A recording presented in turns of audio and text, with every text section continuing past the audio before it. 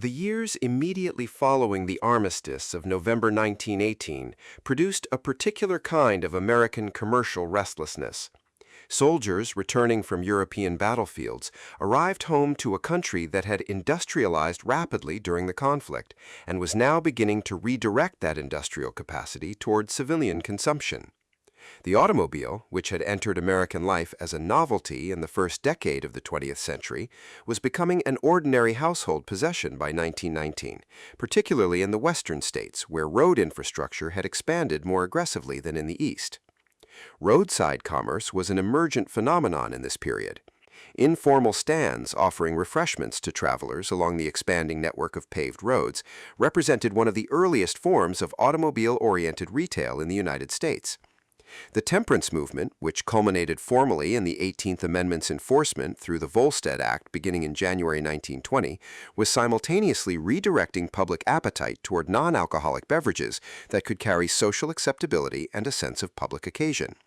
Soda fountains and drugstore counters had served the non-alcoholic market in enclosed settings for several decades, but the automobile created a new distribution problem: a mobile consumer who wanted refreshment without leaving the vehicle. The national mood in the summer of 1919 was shaped by grief, physical disruption, and a specific pride that came from believing the country had demonstrated its productive capacity to the world. The heat of the California Central Valley in June added urgency to any offering that promised cold relief. It was within this precise convergence of conditions, the automobile, the returning soldier, the temperance environment, and the California summer, that a new kind of American beverage business took its first documented steps. On June 20, 1919, a man named Roy W. Allen set up a roadside stand in Lodi, California, on a day the town had organized as a homecoming celebration for veterans returning from the First World War. Allen, whose background and prior commercial history are incompletely documented in available public records, had acquired a root beer formula from a pharmacist whose identity has not been confirmed in surviving historical accounts. The beverage Allen served that afternoon was not the first root beer available to Americans. The commercial root beer tradition extended back at least to the 1870s. But the specific combination of Allen's formula, his cold service presentation, and the occasion that drew a large celebratory crowd created sufficient local impression to sustain his commercial interest beyond that single day. Allen charged 5 cents per glass, a price consistent with other cold beverage offerings of the period at soda fountains and roadside vendors. The stand reportedly drew strong customer response during the Lodi celebration, and Allen pursued additional locations in the same Northern California region in the months that followed, opening stands in Stockton and subsequently several locations in Sacramento, where the operational model began to take on a more structured commercial character. By the early 1920s, Allen had established a supply relationship with the J. Hungerford Smith Company, which became the manufacturer of his root beer concentrate beginning around 1921, an arrangement that introduced professional production standards into what had begun as a formula purchased from an unnamed individual. Allen's initial capital base, his prior commercial experience, and his specific motivation for entering the beverage business at that particular moment have not been fully established in the available historical documentation, and accounts that supply details on these points without primary source citation should be read with appropriate caution. The early years of Allen's root beer operation were marked by the practical constraints that defined most small roadside businesses of the era. Seasonal demand, limited mechanical refrigeration infrastructure, and the absence of any established franchising or licensing framework meant that Allen was personally managing multiple locations across Northern California with the kinds of logistical challenges for which no existing business model offered a direct template.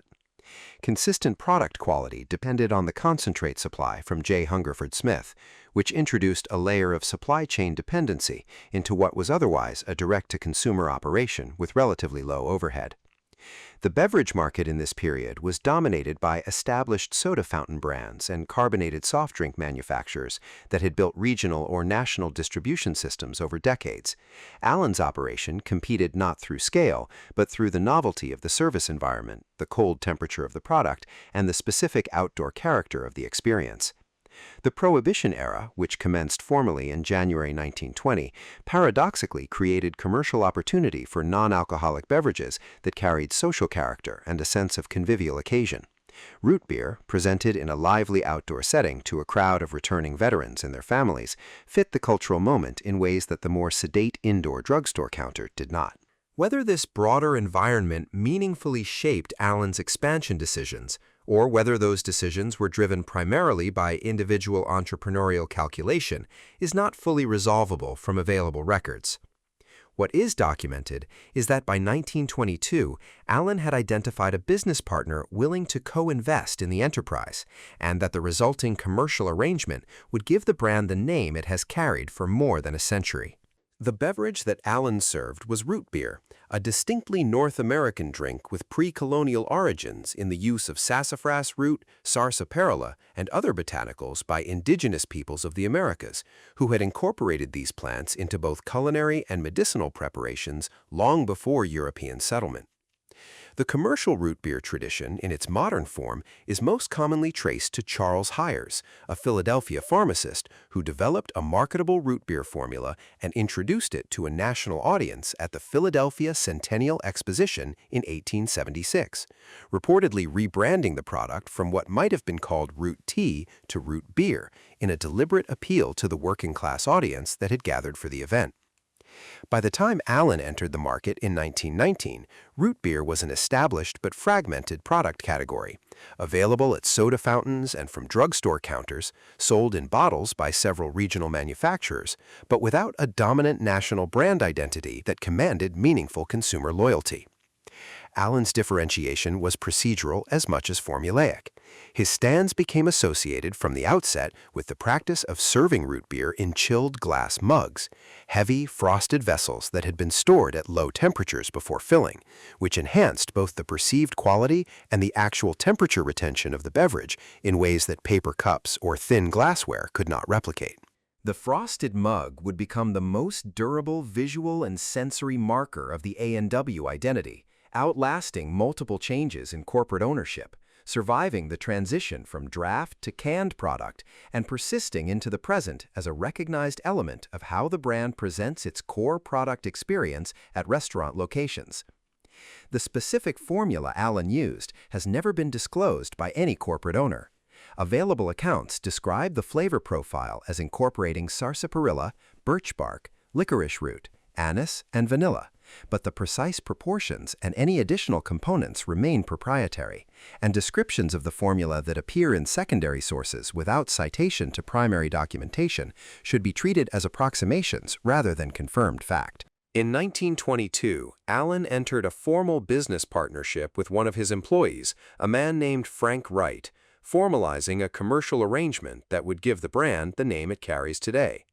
The initials A&W derive directly from the surnames Allen and Wright, a functional designation that Allen subsequently retained as a registered trademark after he bought Wright's ownership share out of the partnership, leaving Wright's historical contribution to the enterprise limited to the second letter of the brand name.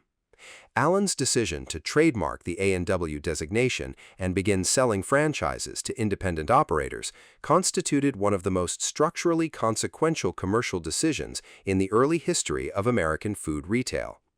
Historians of the restaurant and franchise industries have documented A&W as among the earliest franchise restaurant chains in the United States, a designation that carries institutional weight given how completely the franchise model would later come to define the structure of American consumer commerce across food, hospitality, automotive service, and retail.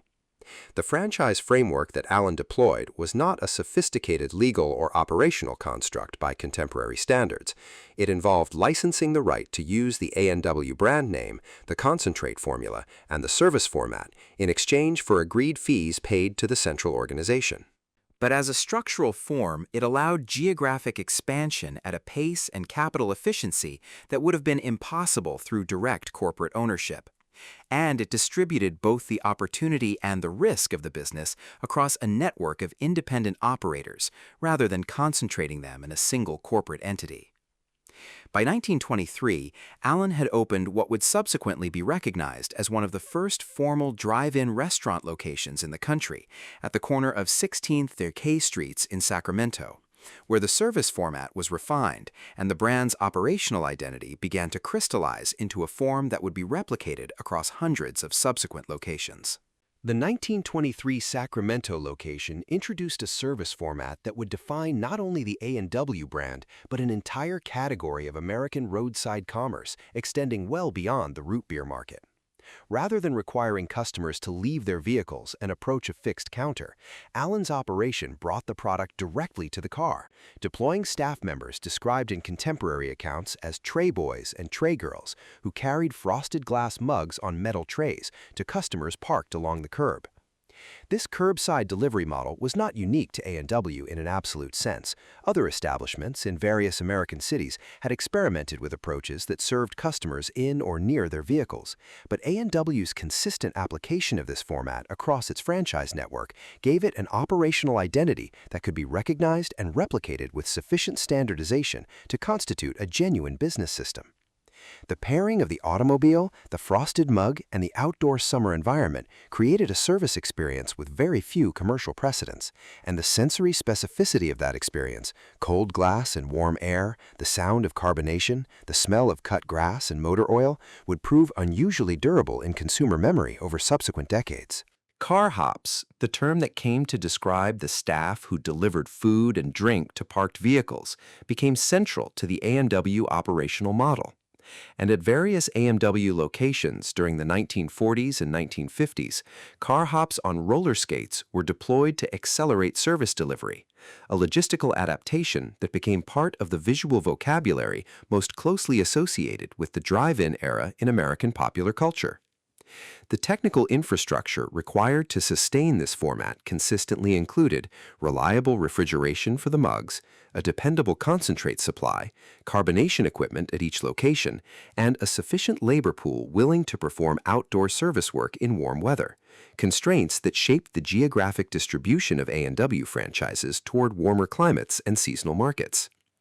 The business model's durability ultimately rested not on technological complexity or proprietary systems, but on a precisely calibrated sensory experience whose appeal proved highly resistant to direct imitation by competitors operating in enclosed environments. The 2 decades following the Second World War represented the period of A&W's deepest and most broadly distributed penetration into American daily life. The expansion of the American middle class in the post-war period, the rapid development of the interstate highway system and suburban residential patterns, and the cultural centrality of the private automobile all created conditions in which the A&W drive-in format could expand with relative operational ease. Veterans returning from the war had access to federally backed GI loans that supported small business formation, and A&W franchise ownership represented an accessible entry point into retail entrepreneurship for operators who had relatively modest starting capital but a willingness to manage a food service operation. From approximately 170 franchises reported in 1933, the A&W system expanded to approximately 450 locations by the late 1940s and reached 2,000 locations by 1960, a figure that made it one of the largest restaurant chains in the United States by that measure at that time. The physical footprint of the A&W drive-in location, a structure typically finished in the brand's characteristic orange and brown color scheme, covered by a canopy under which vehicles parked in designated stalls while carhops moved between cars, became a familiar component of the American roadside landscape from California to Maine, appearing in small towns and suburban strips with a frequency that reflected the brand's widespread franchise availability rather than centralized corporate site selection. Warm weather months drove the substantial majority of A&W's revenue at outdoor drive-in locations, creating seasonal operational rhythms quite unlike those of enclosed restaurant competitors who operate year-round. The brand's reach into small-town America was genuine and substantial. A&W franchises appeared in communities too small to support department stores or chain pharmacies, anchoring local summer commerce and providing employment for teenagers and young adults in markets with limited service sector options. The cohort of Americans who formed their primary A&W brand memories during these years, the children and teenagers of the 1950s and early 1960s, would constitute the core of the brand's most loyal and nostalgically engaged consumer base for the rest of the 20th century and into the 21st. The root beer itself, specifically the cold-poured draft product served in the chilled glass mug, remained the foundational commercial and cultural artifact of the A&W identity through every subsequent phase of the company's operational history. The product had been available in bottled form from certain distributors as early as the 1930s, but a broader transition of A&W Root Beer into retail distribution as a packaged consumer beverage gathered momentum in the 1970s, extending the brand's commercial presence into grocery stores and supermarkets, where it could compete with mass-market carbonated soft drink brands on a per-unit price basis, independent of any restaurant visit. The transition from an exclusively on-premises draft product to one available in retail packaging represented a significant structural shift in the brand's revenue model. It enabled year-round sales independent of climate, geographic location, or the operational performance of individual franchise restaurants, and it created a new consumer relationship in which the brand was purchased at retail for home consumption rather than experienced as part of the specific outdoor drive-in environment. The bottled and canned product was developed and eventually managed by organizational entities that, over time, became structurally distinct from the restaurant franchise system, a separation that produced the unusual commercial situation of a single brand name operating simultaneously in two different sectors under different ownership structures, a bifurcation that would have lasting implications for brand management. The A&W Root Beer float, combining draft root beer with vanilla ice cream in a fountain glass, emerged as one of the most recognized expressions of the drive-in product over the decades, carrying specific associations with warm weather, summer afternoons, and the outdoor service environment of the drive-in era. Consumer research and brand recall studies conducted in subsequent decades consistently positioned the A&W Root Beer float and the frosted mug among the beverage experiences most strongly associated with nostalgic American memory in the 40 and over demographic, a finding that corporate owners have leveraged in marketing communications since at least the 1990s. In 2017, the Canadian A&W operation reformulated its root beer product to replace high-fructose corn syrup with cane sugar and to emphasize sarsaparilla and birch bark in the ingredient presentation, a change that attracted consumer attention and reflected broader market trends toward ingredient transparency, though the U.S. formulation was not changed at that time, a divergence between the two national products that has not been publicly explained by the current beverage brand owner. Among the figures who acquired A&W franchise rights in the decade following Allen's founding, one would go on to have consequences for American commercial history far beyond the root beer business. In 1927, J. Willard Marriott, a young entrepreneur from Utah, obtained an A&W franchise license covering Washington, D.C., and the neighboring markets of Baltimore and Richmond. Marriott opened a root beer stand in Washington with a business partner, Hugh Colton, drawing on the A&W brand and service model as the foundation of what he intended to build into a food service operation. The hot shops that Marriott subsequently developed gradually diverged from the A&W format and eventually became the foundation of an entirely independent restaurant and catering enterprise, which in turn evolved into the Marriott Hotels and Resorts Corporation that grew to become one of the largest hospitality companies in the world. Marriott International has acknowledged this root beer stand origin in its institutional history, and the connection is documented in multiple sources, though the two enterprises had entirely separated commercially long before Marriott's hotel business reached national significance. The A&W franchise model also contributed, through its early operation, to the development of commercial practices and operational precedents that influenced subsequent American franchise systems, including those that would emerge in the fast food sector during the 1950s. The basic commercial logic of A&W's franchise arrangement, a central brand and product formula licensed to independent operators within defined geographic territories, anticipated the franchise structures that companies including McDonald's, Burger King, and Wendy's would subsequently refine into the dominant structural form of American food retail. The A&W network's geographic expansion also crossed an international border. In 1956, the first Canadian A&W location opened in Winnipeg, Manitoba, establishing the brand as one of the earlier American franchise restaurant chains to achieve international distribution at scale. The first major disruption to A&W's operational continuity came from the economic constraints imposed by the Second World War rather than from market competition or product failure. Franchise operators during the war years confronted two simultaneous pressures that directly affected the ability to maintain normal operations: the federal rationing of sugar, a core input in root beer production, whose controlled availability limited the volume of product that individual operators could prepare and sell, and labor shortages that made staffing the carhop service model difficult across multiple markets, as workers were drawn into military service or war industry employment. Available accounts suggest that some franchise locations reduced operating hours, curtailed the carhop format, or temporarily suspended operations during peak scarcity periods, though precise location-by-location documentation of wartime operational status is not comprehensively available in publicly accessible records. The post-war expansion, facilitated in part by the availability of GI loans and the consumer confidence that characterized the late 1940s, reversed this contraction and surpassed it substantially, driving the growth toward 2,000 locations by 1960, documented in the previous paragraph. A more structurally significant episode of corporate instability arrived in the early 1960s when the Allen-founded enterprise passed through a sequence of acquisitions that placed it within conglomerate ownership structures whose primary business was far removed from beverages or food service. In 1963, the A&W business was acquired by J. Hungerford Smith Company, the same firm that had been manufacturing Allen's concentrate since 1921. A transaction that for the first time brought the formula supply and the brand under a single corporate roof.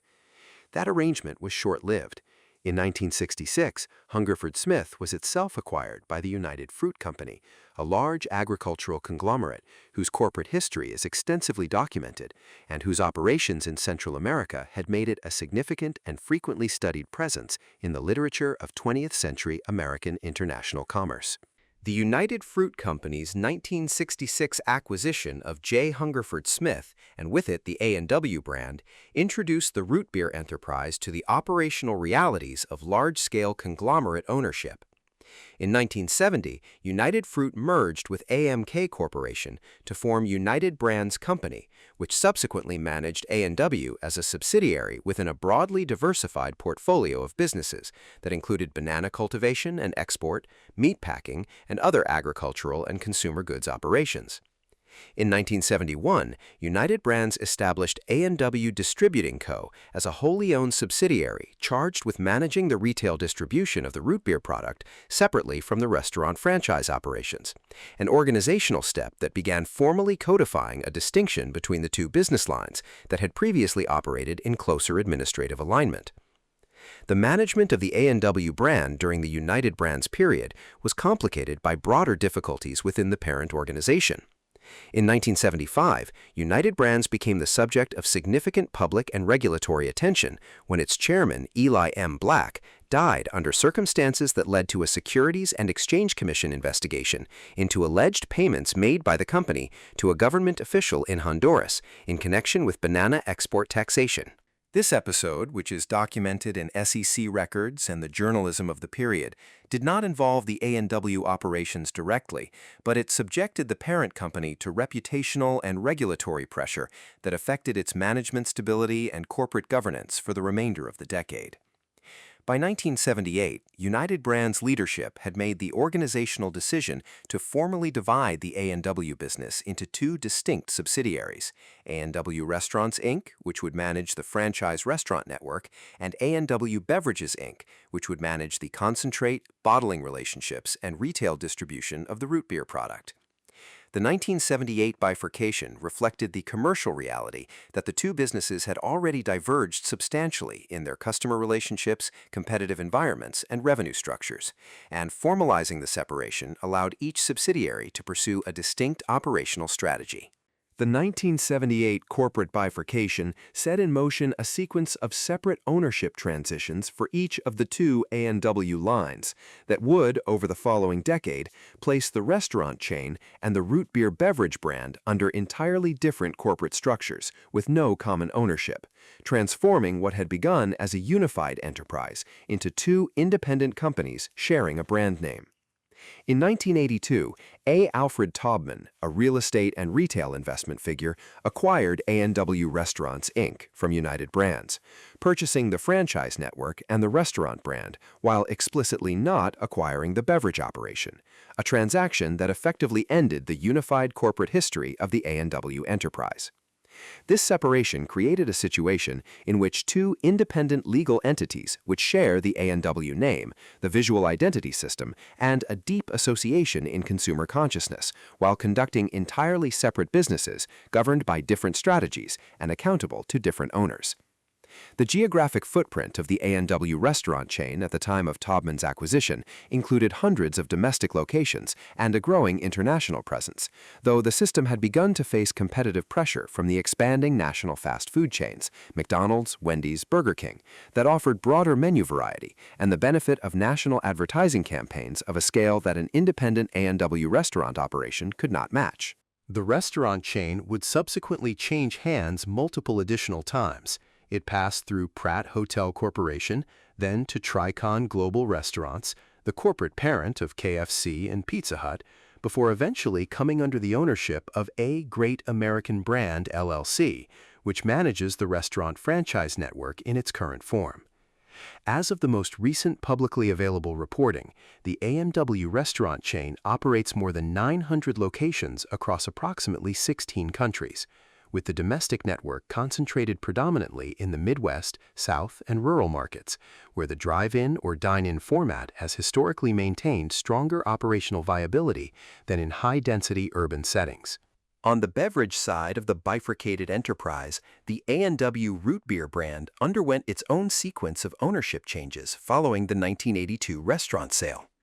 In 1983, United Brands sold A&W Beverages to an investor group led by Castle & Cooke, a diversified company with holdings in food production, real estate, and consumer goods. 3 years later, in 1986, a management-led acquisition supported by the private equity firm Hicks & Haas transferred the brand from Castle & Cooke to its operating managers, constituting the brand as A&W Brands, Inc., an independent company focused exclusively on the root beer and associated beverage products rather than on a broader consumer portfolio. This period of independent operation allowed A&W Brands to concentrate management attention on the retail bottled product and its licensing relationships with regional bottling networks, and the company generated consistent operating cash flows from its position in the carbonated soft drink category during the late 1980s and early 1990s. In October 1993, Cadbury Schweppes plc, the British confectionery and beverages conglomerate with an established North American presence, acquired A&W Brands, Inc. in a transaction reported at approximately $334 million, though figures cited in secondary sources for this transaction vary and should be verified against primary financial disclosures for precision. The acquisition incorporated A&W Root Beer into a portfolio that already included Dr Pepper, 7-Up, Canada Dry, and several other carbonated soft drink brands, placing A&W for the first time within the third major North American carbonated beverage enterprise, operating at a scale behind the Coca-Cola Company and PepsiCo, but with sufficient distribution infrastructure to maintain national retail presence. Within the Cadbury Schweppes portfolio, A&W Root Beer occupied a niche but stable commercial position, a brand with high consumer recognition and strong nostalgic associations among older American consumers, but one whose market share in the carbonated soft drink category was modest relative to the dominant cola brands that define the category's commercial investment priorities. Cadbury Schweppes' North American beverage strategy during the 1990s and early 2000s focused substantially on the Dr Pepper and 7-Up brands, which competed more directly with Coca-Cola and Pepsi-Cola core products and attracted the largest share of the company's marketing and distribution investment. A&W Root Beer, as a category-specific product in a subcategory that did not command the volume or media investment of the cola market, was managed primarily as a cash-generating brand with established distribution channels, rather than as a platform for aggressive new user acquisition. The brand's retail presence in grocery stores, convenience stores, and fountain dispensers was maintained through licensing agreements with Coca-Cola and Pepsi-Cola bottling operations in various regions, a distribution arrangement that extended the product's national availability while limiting Cadbury Schweppes' direct capital investment in the brand's delivery infrastructure. In 2008, Cadbury Schweppes executed a major organizational restructuring by spinning off its America's beverage operations as an independent, publicly traded company, Dr Pepper Snapple Group, which carried the A&W Root Beer brand along with the broader portfolio of non-cola carbonated soft drinks. The spin-off reflected shareholder pressure and strategic debate within Cadbury Schweppes over whether the beverage and confectionery operations should be managed within a single corporate structure, and it resulted in A&W passing from British multinational ownership to a standalone American beverage company whose shares traded on the New York Stock Exchange. The structural complexity that defines the modern A&W brand, two independent companies sharing a single name and visual identity, has created brand management challenges that are unusual even within the fragmented landscape of American consumer brands. Consumers in the United States encounter the A&W name in two distinct commercial contexts that are legally and operationally separate. At A&W restaurant locations that serve draft root beer and frosted mugs alongside hamburgers, chicken, and other fast food offerings managed by A Great American Brand LLC, and at grocery stores, convenience stores, and vending locations where canned and bottled A&W root beer is sold by Keurig Dr Pepper, the beverage company that acquired Dr Pepper Snapple Group in 2018, and with it the A&W beverage brand. The two entities operate under licensing arrangements that govern the shared use of the brand identity, but their marketing strategies, product development decisions, and promotional campaigns are conducted independently, with no publicly disclosed mechanism for coordinating the consumer experience across the two commercial contexts. The precise terms of the trademark licensing relationship between the restaurant entity and the beverage entity have not been confirmed through available public documents, and the financial structure of that arrangement, specifically whether and how the two companies compensate each other for the shared use of the brand, is not disclosed in accessible corporate filings. What is documented is that both companies have maintained active use of the A&W brand through the 2020s. The restaurant chain has undertaken operational modernization and menu development initiatives, while the beverage company has extended the brand into new product formulations, with Keurig Dr Pepper announcing an A&W Root Beer Float flavored product as part of a portfolio expansion that the company described publicly in 2026. Keurig Dr Pepper, the corporate entity that holds the A&W Root Beer beverage brand as of this production, reported net sales of approximately $14.8 billion in its 2023 fiscal year, making it the third largest beverage company in North America by revenue, after the Coca-Cola Company and PepsiCo.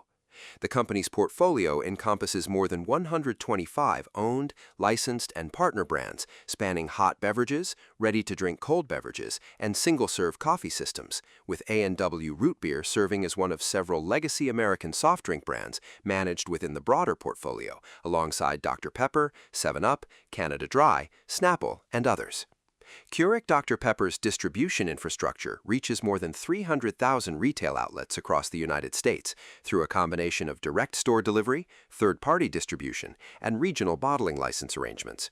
The root beer subcategory within the U.S. carbonated soft drink market, where A&W holds consistent leadership in brand recognition, according to multiple consumer tracking surveys, represents a small fraction of total category volume, substantially below cola, lemon lime, and citrus subcategories, but maintains measurable year-over-year consumption levels driven by established brand loyalty and seasonal demand patterns rather than net new consumer acquisition. The A&W restaurant chain, under its separate ownership structure, reports more than 900 global locations as available public documentation, with the domestic network concentrated in markets where the brand's historical presence and the drive-in or dine-in service format retain commercial viability. Precise current employment figures for the restaurant franchise system are not reported separately in publicly accessible corporate filings, and aggregate franchise employment data for networks of this size generally reflects contractual relationships between the franchisor and hundreds of independent operators rather than a unified employment count. The cultural legacy generated by decades of A&W drive-in operation has produced a secondary economy of memorabilia, historical documentation, and deliberate restoration that functions largely independent of either corporate entity's active marketing efforts.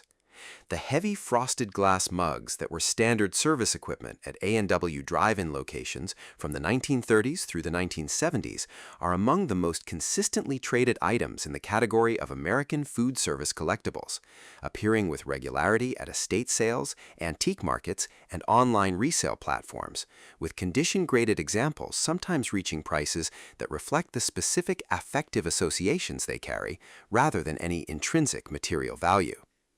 The visual vocabulary of the A&W drive-in, the orange and brown canopy, the illuminated orange A&W logo, the metal window tray mounted on a partially lowered car door, appears with frequency in photographic archives, film productions, and television depictions of post-war American suburban life, functioning as a recognized shorthand for a specific era and social setting. A number of independently operated A&W franchise locations across the country have maintained the original drive-in carhop service format through successive decades, and these locations have become documented cultural destinations in their communities, drawing visitors specifically for the experiential character of a service model that has largely disappeared from mainstream American commerce.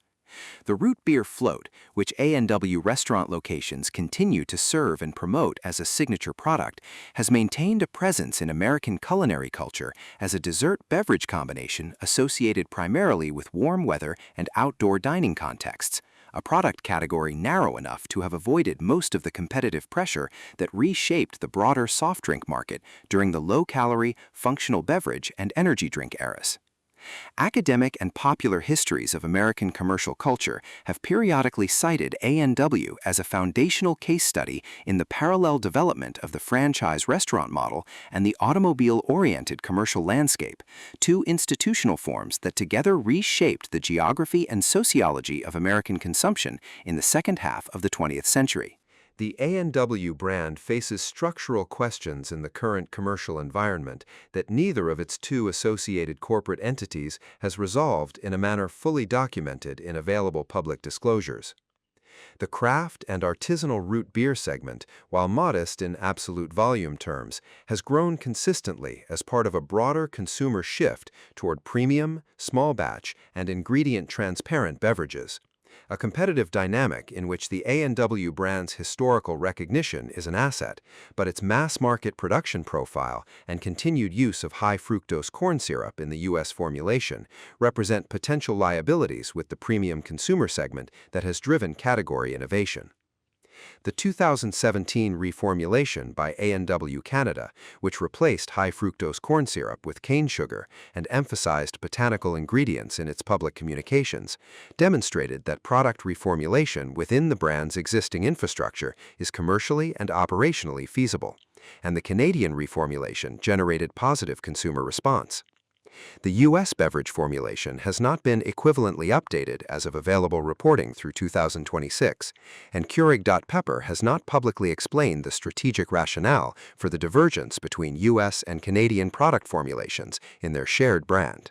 The A&W restaurant chain's competitive position within the fast food sector also presents unresolved questions. Operating more than 900 locations globally places the chain in a scale tier substantially below the dominant networks, and its concentration in rural and Midwestern domestic markets, while reflecting genuine brand strength in those geographies, limits its exposure to the higher traffic and higher margin markets that dominate contemporary fast food revenue calculations. The relationship between the two A&W entities, restaurant and beverage, remains, as far as publicly available documentation allows judgment, a managed coexistence defined by shared trademark usage rather than a coordinated brand development strategy. A balanced accounting of the A&W enterprise's relationship with public accountability over its more than century-long history requires consideration of both the contributions and the limitations that the historical record documents. On the contribution side, the A&W franchise model provided an accessible mechanism for business ownership to a large number of independent operators across the 20th century, generating locally anchored employment and commercial activity in communities across the United States and internationally at a scale that direct corporate ownership could not have achieved with equivalent capital efficiency. The brand's early role in developing and distributing the curbside food service model contributed to the formation of an entire commercial sector that would eventually employ millions of Americans and that subsequent fast food companies built upon, scaled, and refined into a defining feature of the national economic landscape. The franchise structure that A&W's early operations helped test and normalized was subsequently adapted across dozens of industries and became one of the defining institutional forms of American small business ownership in the second half of the 20th century. On the complexity side, the brand's extended passage through conglomerate ownership structures, particularly its period as a subsidiary of United Brands, a company whose corporate governance in the mid-1970s became the subject of documented federal regulatory investigation, placed the root beer brand within institutional contexts whose ethical weight extended considerably beyond the beverage business.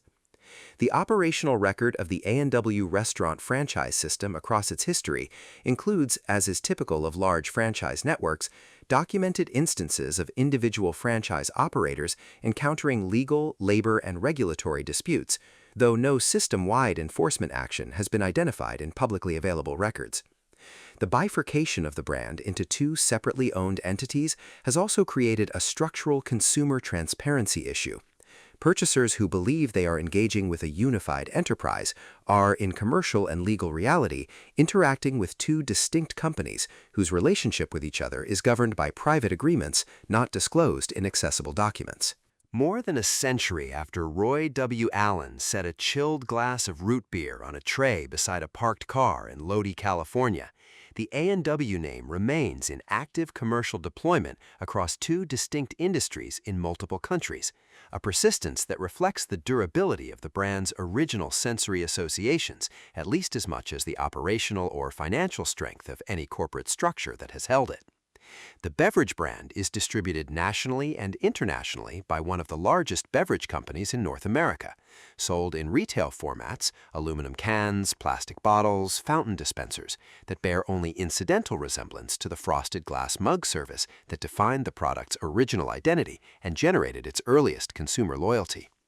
The restaurant brand operates a global franchise network that has long since moved beyond the seasonal outdoor drive-in format where the enterprise first found its character, offering a full fast food menu in enclosed dining rooms and drive-through windows that share the color scheme and the name of a stand that once served cold root beer to returning soldiers at a celebration in a California valley town. Between these two contemporary commercial expressions of a single name lies a century of American industrial and cultural history, the construction and elaboration of the franchise model as a dominant form of commercial organization, the cultural formation and gradual transformation of the automobile-centered consumer landscape, the successive waves of corporate consolidation that reshaped the ownership of American consumer brands across the 20th century, and the persistence of certain sensory associations, cold root beer in a chilled glass served outdoors in summer heat,